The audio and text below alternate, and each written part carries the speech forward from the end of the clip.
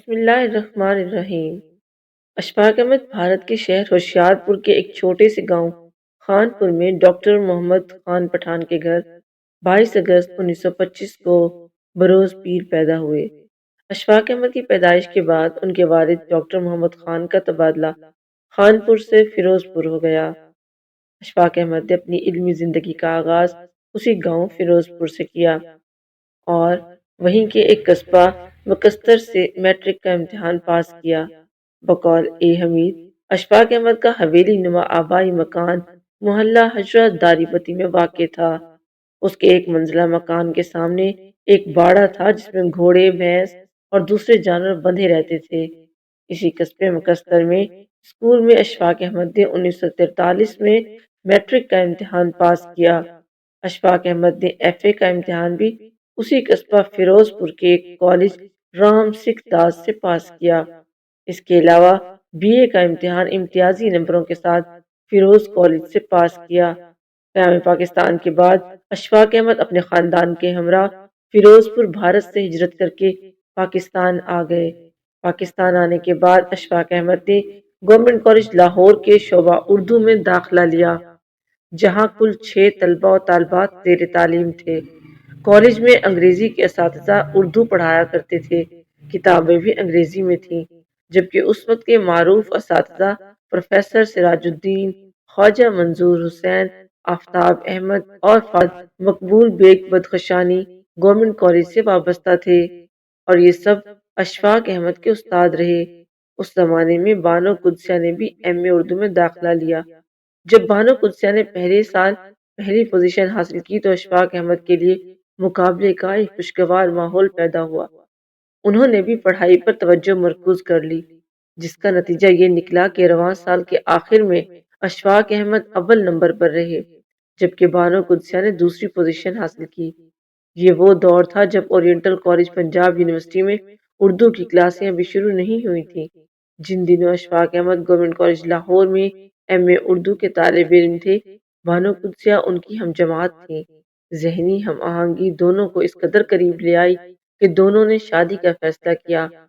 بانو قدسیہ فیروز پور مشرقی پنجاب بھارت میں پیدا ہوئی اور لڑکپن وہیں گزرا۔ قیام پاکستان کے وقت ہجرت کر کے لاہور میں آ کر قیام کیا۔ اشفاق احمد ایک کھاتے پیتے پٹھان گھرانے میں پیدا ہوئے۔ آپ کے والد ایک قابل، محنتی اور جابر پٹھان تھے جس کی مرضی کے خلاف گھر میں پتا بھی نہیں ہل سکتا تھا۔ گھر کا ماحول روایتی تھا، بندشیں ہی بندشیں تھیں۔ ان کے والد ایک غیر پٹھان لڑکی کو بہو بنانے کے حق میں نہیں تھے، لیکن ان دونوں کی شادی کا مقصد صرف حصول محبت نہیں تھا، بلکہ قدرت کو علم کے متوالوں کو یکجا کرنا مقصود تھا، جو کہ وقت نے ثابت بھی کر دیا۔ بقول ممتاز مفتی، اس نے جوانی میں روایت توڑ محبت کی۔ اسے اچھی طرح سے علم تھا کہ گھر والے کسی غیر پٹھان لڑکی کو بہو بنانے کے لیے تیار نہیں ہوں گے۔ اسے یہ بھی علم تھا کہ گھر میں اپنی محبت کا اعلان کرنے کی اس میں کبھی جرات پیدا نہیں ہوگی۔ اس کے باوجود ایسے حالات پیدا ہو گئے کہ وہ محبت میں کامیاب ہو گیا، اگرچہ شادی کے بعد اسے مجبوراً گھر چھوڑنا پڑا۔ ممتاز مفتی اپنے ناول الف نگری میں اشفاق احمد اور بانو قدسیہ کی ملاقات کا احوال سناتے ہوئے لکھتے ہیں، اشفاق احمد نے 1949 میں گورنمنٹ کالج میں MA کے لیے داخلہ لیا۔ اس کی خواہش ہوتی کہ وہ شوخ لڑکیوں کو اپنی باتوں سے متوجہ کرے، انہیں متاثر کرے، لیکن خود صرف اس کی طرف متوجہ ہو جاتا جو پرے ہو کر رہتی تھی، صرف اسی کو ہنساتا جو بات کرنے سے گریز کرتی تھی۔ آگے بڑھ کر بات کرنے والی سے وہ خوف زدہ تھا۔ کوئی بڑھ کر میدان میں نکل آتی تو وہ میدان چھوڑ کر بھاگ جاتا تھا۔ وہاں ایک محترمہ بانو قدسیہ منظر عام پر آ گئی۔ وہ بڑی چترکار تھی، اوپر سے جدید اندر سے قدیم، اوپر سے ٹھہراؤ اندر سے ہلچل، اوپر ذہن ہی ذہن اندر دل ہی دل۔ وہ متاثر ہو کر پیچھے ہٹنے کی عظمت سے واقف تھی۔ وہ ان مشرقی خواتین میں سے تھی جو پیچھے ہٹنے والے مردوں کو پہچانتی ہیں اور خود پیچھے ہٹ کر انہیں پیچھے ہٹنے کی خافت سے بچا لیتی ہیں۔ اشفاق احمد نے MA اردو کرنے سے قبل ہی ریڈیو اناؤنسمنٹ شروع کر دی تھی، جب انہیں 80 روپے ملتے تھے۔ بقول حمید کہ ہم پاکستان کے بعد اشفاق احمد جب لاہور منتقل ہوئے تو مالی حالت دگرگوں تھی، لہذا میٹرک کی سند دکھا کر محکمہ ریلوے میں ملازمت حاصل کر لی۔ جہاں صرف ایک دن گزار سکا۔ اس کے بعد مہاجرین کیمپ میں ملازم ہو گیا، ایک دن سعودی خانہ میں گزارا اور اگلے دن ایک اور شعبہ میں منتقل کر دیا گیا جہاں اس کی ڈیوٹی لاؤڈ سپیکر کے ذریعے اناؤنسمنٹ پر لگا دی گئی۔ اس کے بعد ایم اے کے دوران ریڈیو آزاد کشمیر سے بھی وابستگی رہی۔ زمانہ طالب علمی میں ہی انہوں نے ریڈیو میں 300 روپے ماہانہ پر کچی نوکری کر لی، مگر گھر والوں کے دباؤ پر نوکری چھوڑ کر پڑھائی پر توجہ مرکوز کر لی۔ اس کے بعد جب ایم اے اردو کا امتحان اعزاز کے ساتھ پاس کر لیا تو انہیں عابد علی عابد نے لیکچرار بھرتی کروا دیا۔ یوں وہ 2 سال تک دیال سنگھ کالج میں پڑھاتے رہے۔ اسی دوران اٹلی میں اردو پڑھانے اور براڈ کاسٹر کی آسامی نکلی تو یہ دونوں صلاحیتیں ان میں موجود تھیں۔ حصول سیٹ کی تحریک کا امتحان پاس کرنے پر وہ اٹلی چلے گئے۔ اس طرح اشفاق احمد 1953 میں روم یونیورسٹی اٹلی میں اردو کے پروفیسر مقرر ہوئے اور سابقہ ریڈیو روم سے پروگرام بھی کرنے لگے اور یہاں رہ کر انہوں نے اٹلی کی زبان بھی سیکھ لی۔ پاکستان آنے کے بعد انہوں نے ایک ادبی مجلہ داستان گو جاری کیا، اردو کے چھپنے والے ابتدائی رسالوں میں شمار کیا جاتا ہے، اور اس کے علاوہ 2 سال تک ہفت روزہ لیل و نہار کی ادارت بھی کی۔ 1972 میں مرکزی اردو بورڈ کے ڈائریکٹر بھی مقرر ہوئے جو بعد ازاں اردو سائنس بورڈ میں تبدیل ہو گیا۔ وہ 1997 تک اس ادارے سے وابستہ رہے۔ اس کے علاوہ صدر پاکستان جنرل ضیاء الحق کے دور حکومت میں وفاقی وزارت تعلیم کے مشیر بھی رہے۔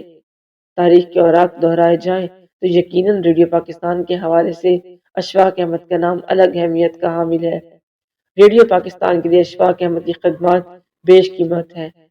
انہوں نے 1949 کے لگ بھگ ریڈیو پاکستان کے لیے لکھنا شروع کیا اور دیکھتے ہی دیکھتے مقبولیت کی بلندیوں پر پہنچ گئے۔ اپنی تمام تر تخلیقی قوتوں کو بروئے کار لاتے ہوئے جس محنت، لگن اور محبت کے ساتھ انہوں نے افسانے لکھے، اسی محنت اور لگن کے ساتھ ریڈیو کے لیے لکھا۔ ریڈیو کی دنیا میں اشفاق احمد کا لازوال شاہکار تلقین شاہ ہے جو 30 برس بعد بھی اسی طرح مقبول، خاص و عام رہا جس طرح پہلے تھا۔ تلقین شاہ ریڈیو پاکستان کے آسمان پر ستارہ بن کر چمکتا رہا اور اشفاق احمد کے فن کو نکھار گیا۔ اس میں کوئی شک نہیں کہ فیچر کی کامیابی میں اشفاق احمد کی ادائیگی کا بہت عمل دخل ہے۔ بقول حمید، جب تک تلقین شاہ کا فیچر ریڈیو پر نشر ہوتا رہتا، لوگ ریڈیو سیٹ سے الگ نہیں ہوتے تھے۔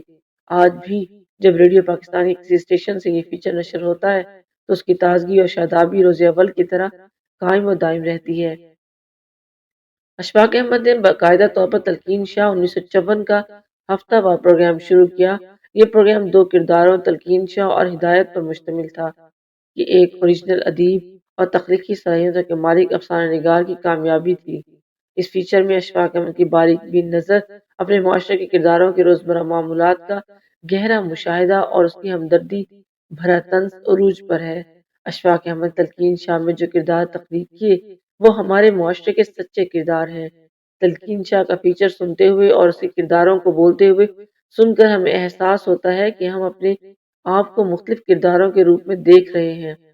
یہ اشفاق احمد کی قلم اور ایک بھرپور تخلیقی صلاحیتوں کے مالک افسانہ نگار کے فن کا کمال ہے۔ اشفاق احمد تلقین شاہ محض ہنسی مذاق کے لیے نہیں لکھا بلکہ اس غرض سے لکھا کہ ہم اپنی خامیوں سے آگاہ ہو سکیں، دین اسلام کی بنیادیات کو جان سکیں۔ اس میں احمد صاحب چھوٹے چھوٹے واقعات اور قصے بیان کرتے تھے جو کہ ان کی ذاتی زندگی کے تھے، اور دیگر ان کے کولیگز یا پورے عالم میں سے جو یونیک واقعات تھے جن میں کسی نہ کسی چیز کا کوئی سبق نکلتا تھا، اور وہ ان موضوعات کو زیر بحث لاتے تھے۔ مختصر یہ کہ اشفاق احمد صاحب اپنے کام کے واحد انسان تھے۔ ان جیسا انسان صدیوں بعد پیدا ہوتا ہے۔ یہ ایسے لوگ ہیں جو اس دنیا میں رہ کر لوگوں کو آخرت کے بارے میں وہ کچھ بتا گئے کہ جن پر کوئی بھی بشر عمل کر کے اپنی دنیا اور آخرت سنوار سکتا ہے۔